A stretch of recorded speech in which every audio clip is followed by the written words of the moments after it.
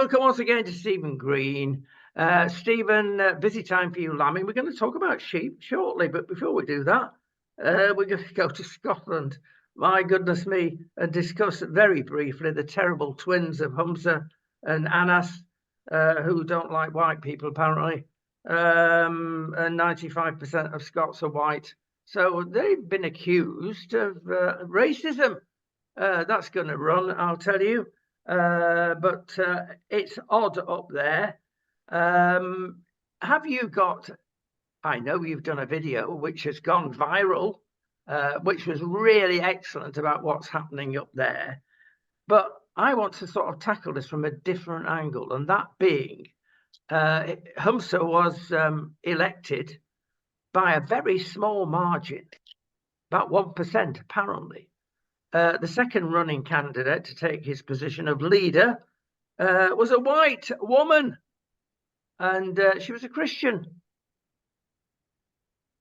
This is Kate Forbes you're talking about, a Presbyterian, and of course many people up in many secularists up in Scotland objected to the idea of a Christian being in charge of the Scottish National Party. And I remember when Theresa Coffey became Health Secretary not so very long ago in the Westminster Parliament, that the likes of British Pregnancy Advisories, the abortion establishment, came out and said, that they doubted whether she could be a proper health secretary, being against abortion. Well, they're happy now. They have a pro-abortion Victoria Atkins in charge of health. But no, up in Scotland, crazy days.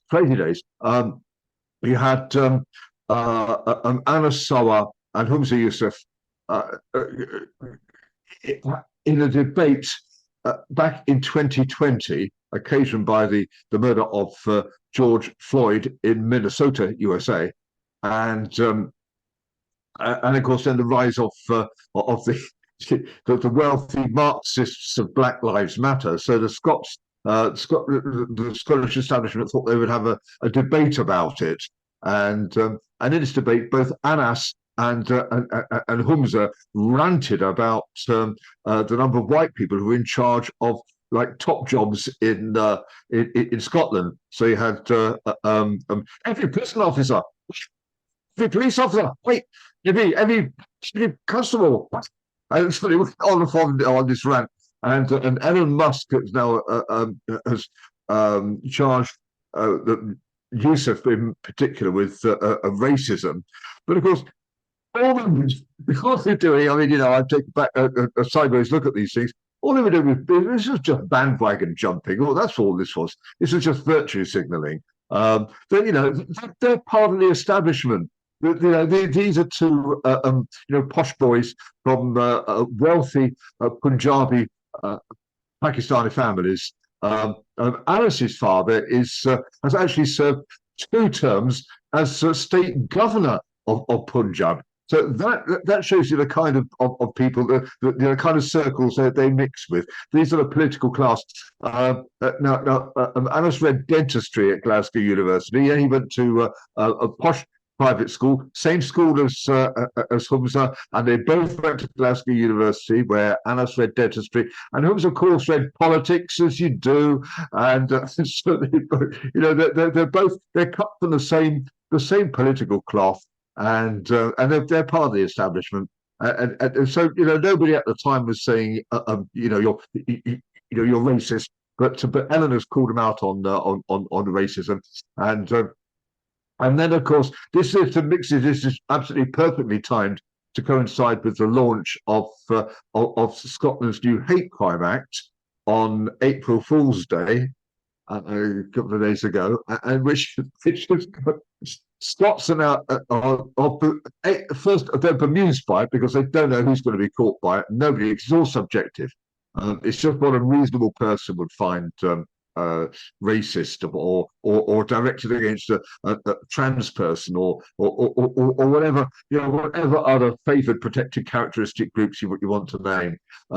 The community secretary up there, Siobhan Brown, doesn't even know who's going to be caught by it. But J.K. Rowling has challenged the police to charge her over a series of tweets. She put up saying that certain people were certain blokes posing as women were actually blokes. Jacob was just wonderful. I think number two was Adam Graham, who calls himself Isla, who decided to call himself Isla Bryson when he was about to be sentenced, I think, for rape. So her tweet was like, "Here's this lovely Scottish lass, Isla Bryson," and she finishes off the tweet by saying, "Love the leggings," because the guy's got he has a tattoo down his face. So when he put his blonde wig on, he made sure that the hair covered it up. And he's pictured in a pair of sort of lavender leggings. But you can see quite obviously, Ronnie, that he's, you know, he's a bloke. If I hope this does not offend too many sensibilities, and I'm not going to go into too much detail, but you could. So JK says, "Love the leggings." He's decided that JK has committed no crime. Stephen, it amazes me that the average Scot lets them get away with this. I mean, the average Joe or Jock surely doesn't go along with this woke existence that seems to have taken over Scotland, not just the SNP. You've got the Labour Party supporting that, and other parties indeed. What is going wrong? So you had the SNP and the Labour and the Lib Dems and the Green Party all supported this hate crime act, and it's coming down. The police then said that they would investigate every complaint that was made. Police Scotland said very seriously they would investigate every complaint. Well, Scots have filed no fewer than 3,800 complaints against various politicians, quite a few of them against Humza Yousaf himself for this historic 2020 rant, which of course occurred before the act came into force. So it's out of time. He's not going to, and B, the establishment aren't going to investigate one of their own anyway.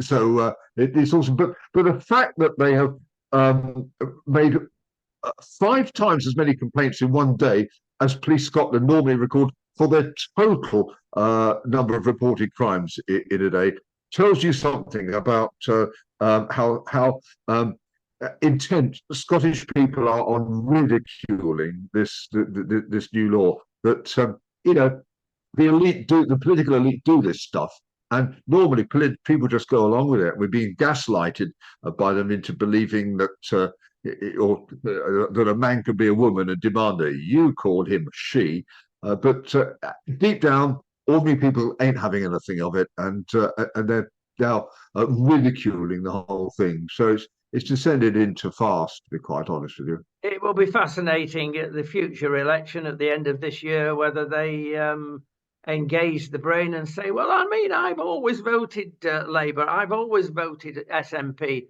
but will they have the courage, having realised what these people are, to vote for somebody else? I doubt it. And I doubt the thing in Wales as well. Let's get down to where you are in Wales. There's been a horrendous time with Mark over the years, and he's committed the ultimate sin, and the whole nation's up in arms. They are being driven literally round the bend at 20 miles an hour. What happens to people that get their own little kingdom? It's a power madness thing, isn't it? I mean, on top of that, on the question of puberty blockers, these powerful hormones that they're fond of giving to adolescent children to stop them growing up. You know, the girl decides she hates going through puberty, so they give her the puberty blockers to stop her normal development. It's wicked that they've now been banned in England, sort of up to a point, but they're still allowed to be prescribed to Scots children and to Welsh children. The UK is Northern Ireland with England on this, but Wales and Scotland are out on a limb, and the movement is all against these trans these puberty blockers. But I just show you one thing that I've noticed in the comments on our video about the if you prison officer, wait, or if you prison the governor, wait, and that sort of stuff. People a lot of the comments are saying that if us white Scots got our country back, we're all right. If white people were back in charge, and we're like, hang on, colour is not the issue. Nicola Sturgeon, Humza Yousaf's predecessor, was as white as you can get. And yet, and the whole Scottish establishment is white, and they are not rocking the boat. It's not colour, it's godlessness. That's the problem with it. There's a secular cronyism that goes on up in Scotland. That is the problem. It's a form of Marxism, Stephen, however you put it. And this is dangerous because Marxism is godless. That's the nature of the beast. So really, you're talking about a spiritual battle, aren't you? Yeah, indeed. Yes, indeed, it's a spiritual battle. And the difficulty is in getting people outside the normal Christian world, if you want to recognise that. Here we're fighting not against flesh and blood, but against principalities and powers and in the heavenly places. So it will take a miracle for Scots to reject this godless hegemony, but God does miracles in answer to His people's prayer, and when they pray, when God's people pray and act in unity, then God does work miracles. But it will take a miracle. It will take a miracle. Yeah. Well, listen, let's get a bit of light relief. Let's go to your farm. And we've got some smashing video of, is it Eva that produced two little lambs? And we're going to show this and we're going to comment on it afterwards. And we're going to mention farming and your particular farm. So let's have a look at the clip. It's only a couple of minutes, but it's nice. We want a few ahs in this.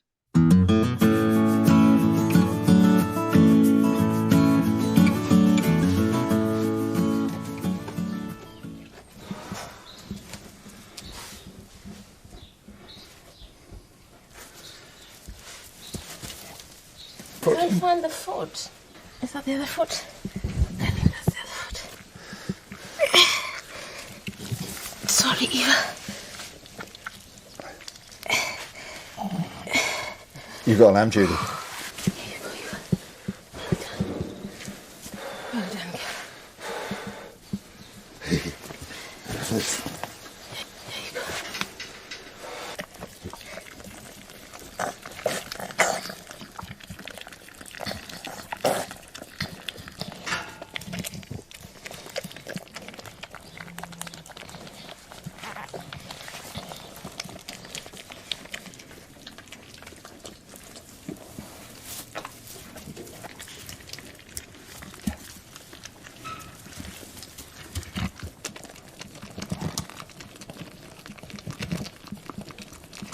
Lamb's getting his colostrum now.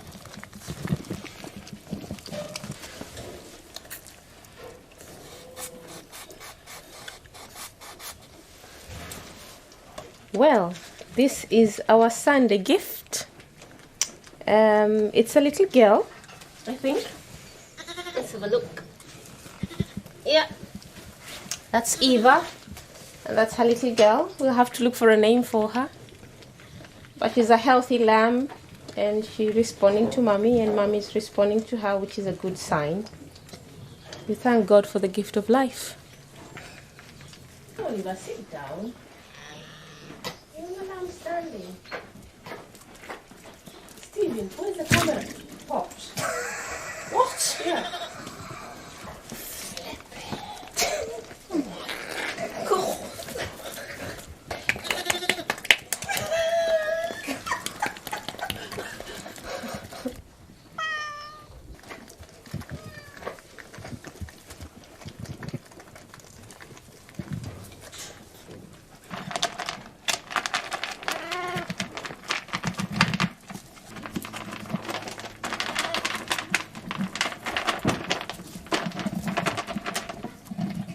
Double blessing, which we like.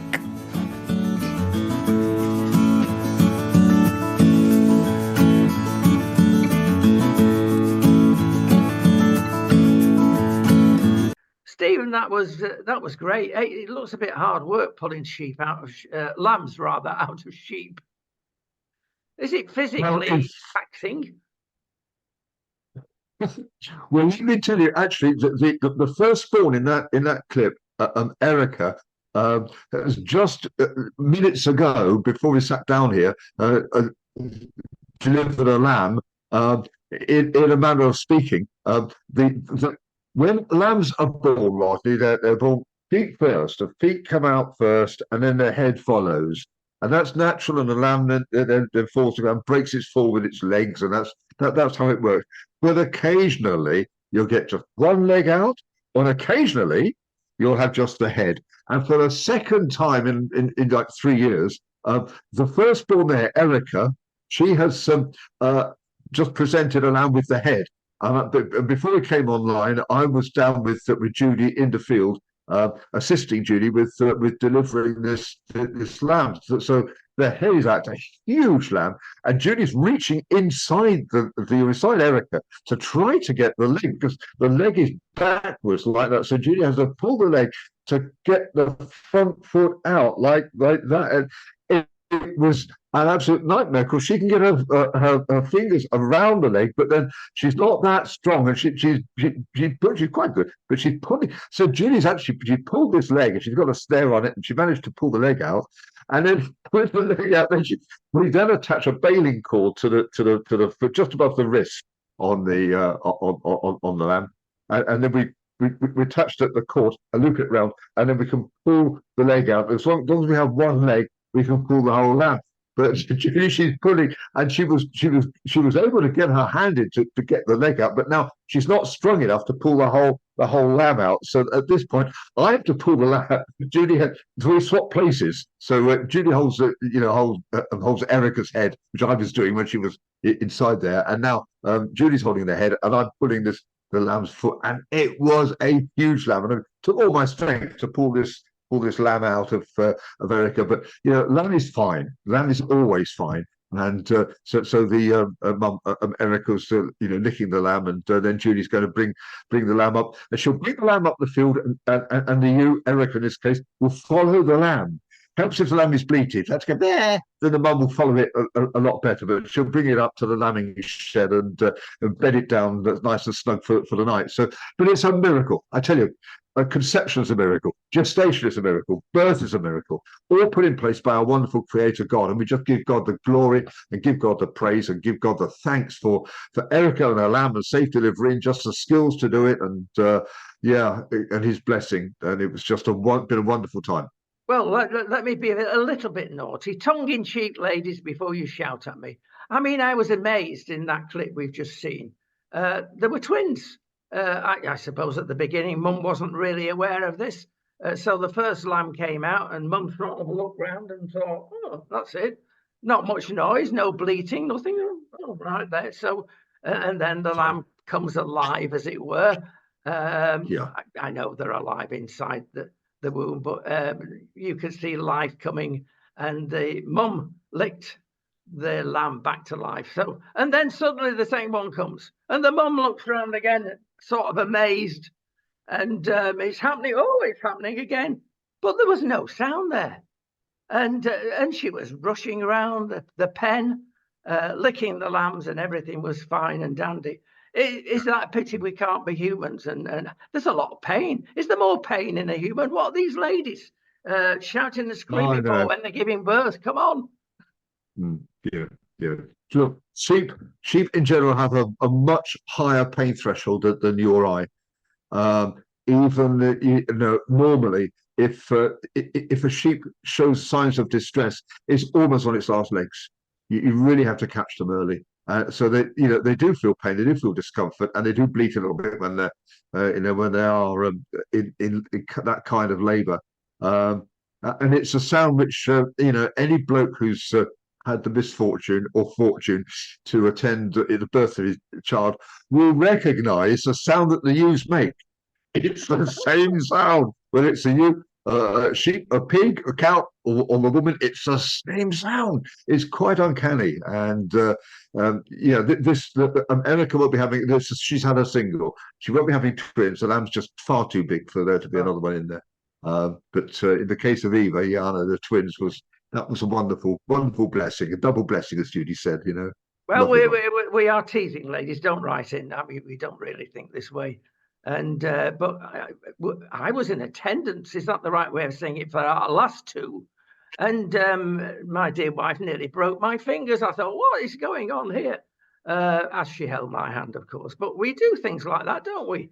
We're very good at delivering babies from a distance, which we'll go on to now, because you've got a sheep farm and an agricultural farm, and you are actually at the moment wanting a farm manager. Well, that's probably not the right title, but you've got some land available, haven't you? And you've got a massive cloche that you've got available to grow things. Is this a freebie that you're giving away, Stephen, to get more people to work for you on the land? No, there are two opportunities here. One is for a farm manager, which would, but by the grace of God, will be a paid position. And the other opportunity is for a horticulturalist, somebody who has all the skills and all the energy to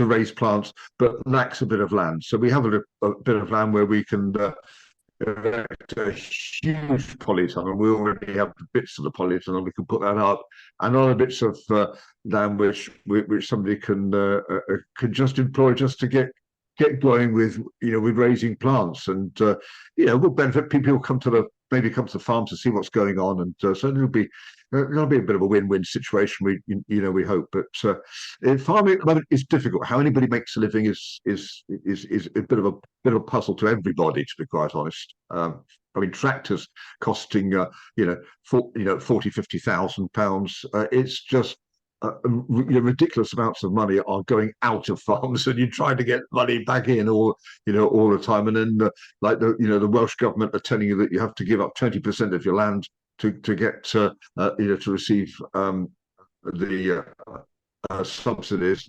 And farmers here in Wales, I could tell you, Roddy, farmers here in Wales are revolting, and with good reason. Yeah. Well, this very day, and indeed yesterday, they were marching and driving tractors. Basically, since Brexit, they've had a raw deal. No subsidies.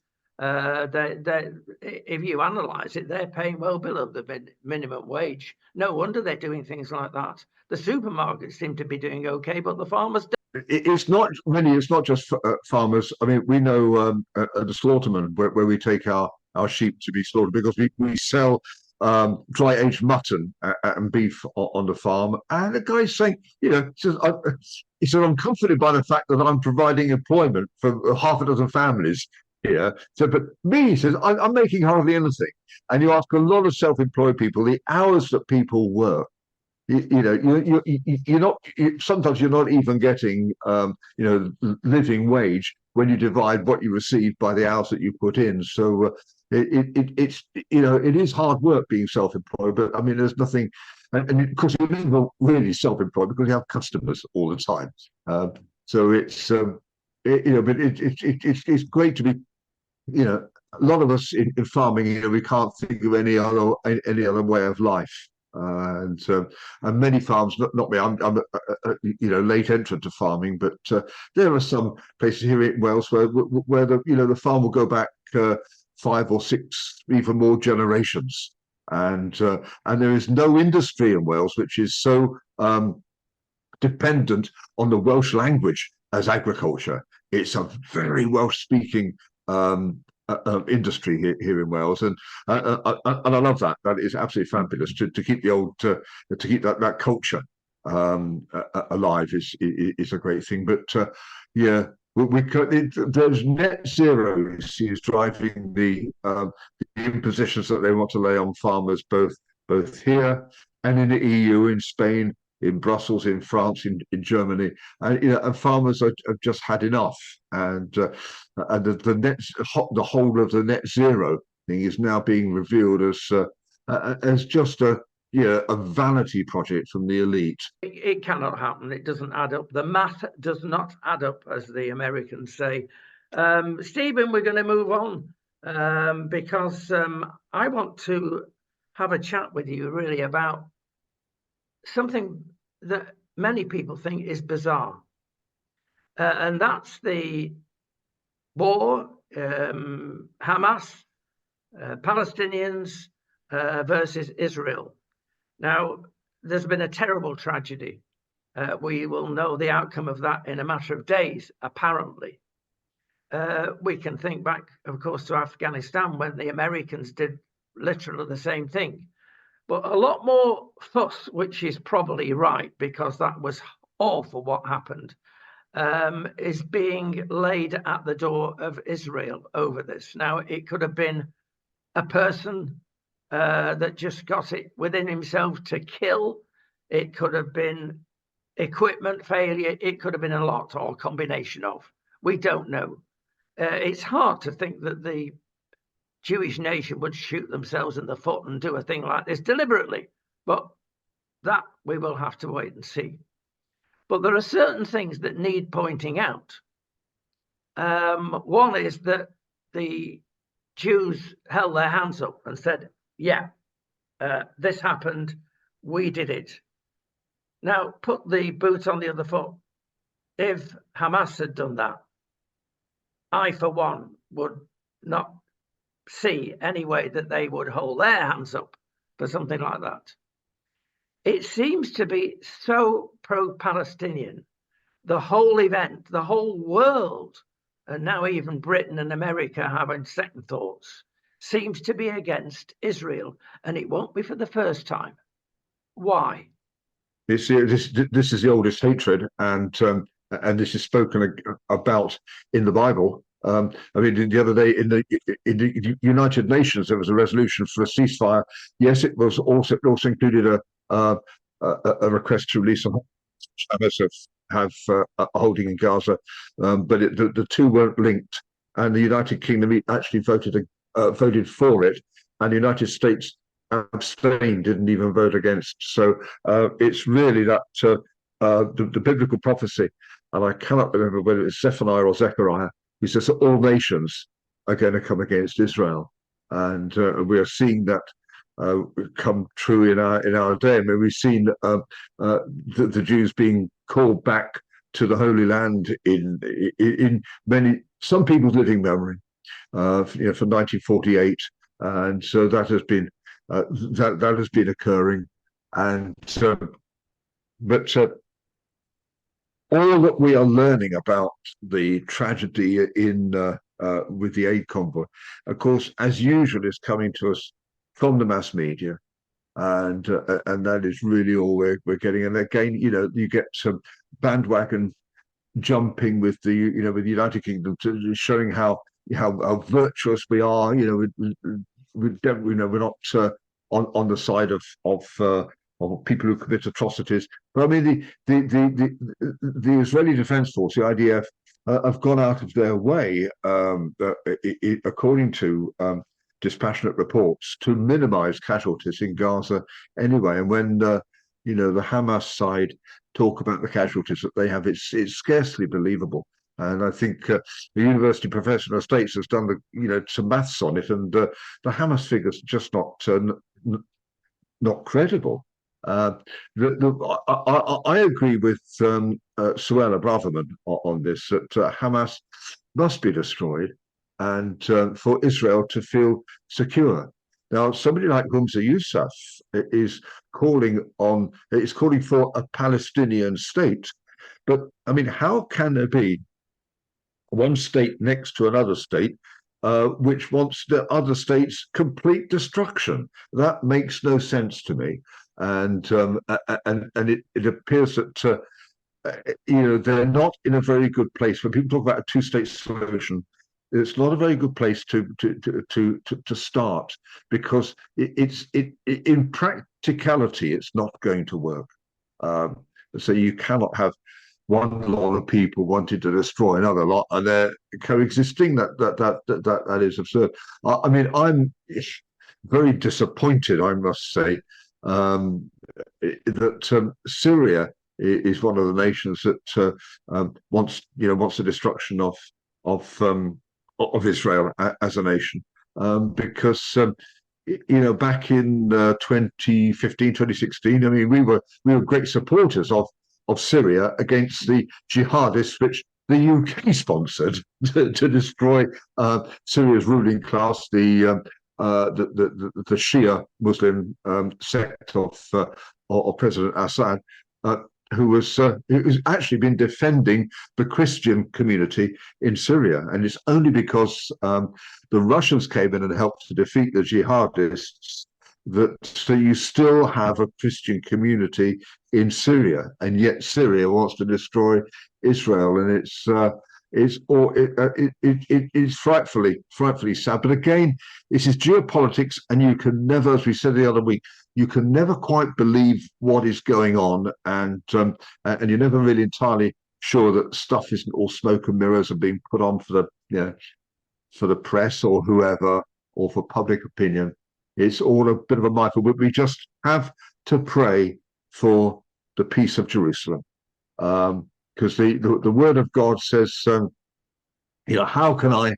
This was actually not even going back to Abraham. Yes, we know that, but when Balaam was asked by Balak, the Moabite, I think, to curse Israel, and he paid loads of money to do it, and he said, "How can I curse those whom God has blessed?" And God will bless those who bless Israel, and he will curse those who curse Israel. And for me, the UK has to be on the right side of that bargain. We have to be supporting Israel if we want the blessing ourselves, and it's only right to do so, because the atrocities of Hamas are unbelievable. Don't ever forget what that jihadist said. He said famously, quite not long ago, you, as in you Christians and Jews, you want to live, we want to die. Now, what can you do against people whose aim is to die and get to the Islamic paradise? You have no sanction against them. They want to die. We want to live, and I think it's the Apostle Peter, I think, writes to those who would love life. And that is a Christian people, and it's also Christian people's leaders if they know what is good for them. So we have to eschew evil, and we have to keep our lips from speaking guile if we love life. But for the jihadists, that's not their way of looking at it. No, it's important also to mention, which a lot of people don't appreciate, radical Islam, who are responsible in whatever guise they come out, whether it's Hamas or whoever it is.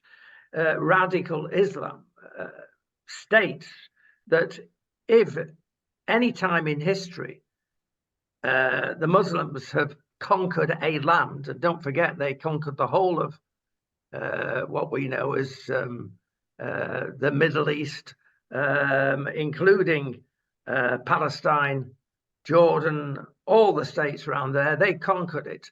And as such, they now have the right, under Islamic rule, forget a two-state solution. No, they will never give it, because once they've owned the land, they can never give it back. So two-state solution, a lot of people now realizing it ain't going to work. Well, back in the day, I think at the time of the Oslo Accords, Israel was offering a two-state solution at that time, and the Palestinians turned it down.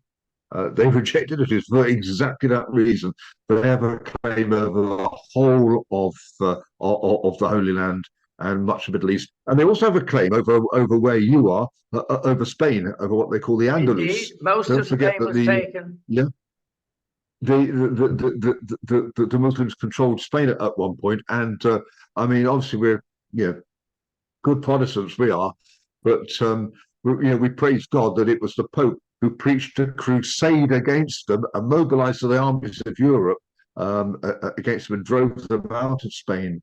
And when you look, I mean, here in the UK, we're so used to looking just at UK history. and we never look at the wider picture. I mean, who knows about the siege of Vienna, where the Poles mounted the biggest cavalry charge in history to lift the siege of that the Ottomans had on Vienna.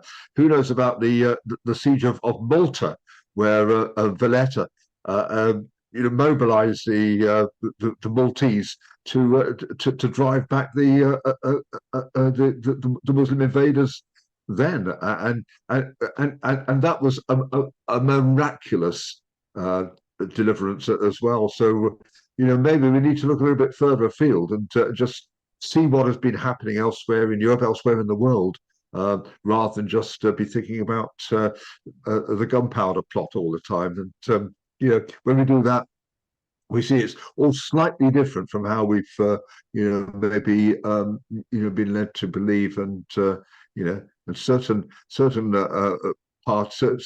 parties are not always the bad guys. Thanks, Stephen. Lots of things to think and to pray about. But whether these be the end times, lots of people say, oh, there's been times just as difficult in the past that were called the end times. Well, we don't know. We're told we don't know the time or the hour. But the prayer thing is the key. Plenty to pray about, more than a lot of people think at the moment. Indeed. And whether or not it is the end times, people ask me this, oh, it's the end times, isn't it? And I have to say, well, look, I'm afraid that whether it's the end times or not is above my pay grade. My job is to be prophetic, to preach the word to government, and not to worry about whether it's the end times or not. Because if the Lord Jesus comes back tomorrow, he's going to want to know what I was doing today. And so I keep in my lane, and I do what the Lord has called me to do. And I'm not looking up at the clouds all day, much as it's tempting to do so in Wales, to work out whether it's going to rain or not. But I'm looking for the clouds for rain, but not for the imminent appearance of the Lord Jesus. So as I say, that's above my pay grade. And I think Christians, we need to be, if we spend too much time in that, doing that sort of stuff, we can forget what our real duty is, which is to pray and to act for God's kingdom now, here on earth. He's watching clouds in Eton in Wales. It's going to rain tomorrow, I will guarantee it. Doesn't take much faith to say that, Stephen. It never stops. And living in North Wales, it's even worse than where you live down the south. Stephen, thank you so much. We'll see you shortly. Thank you.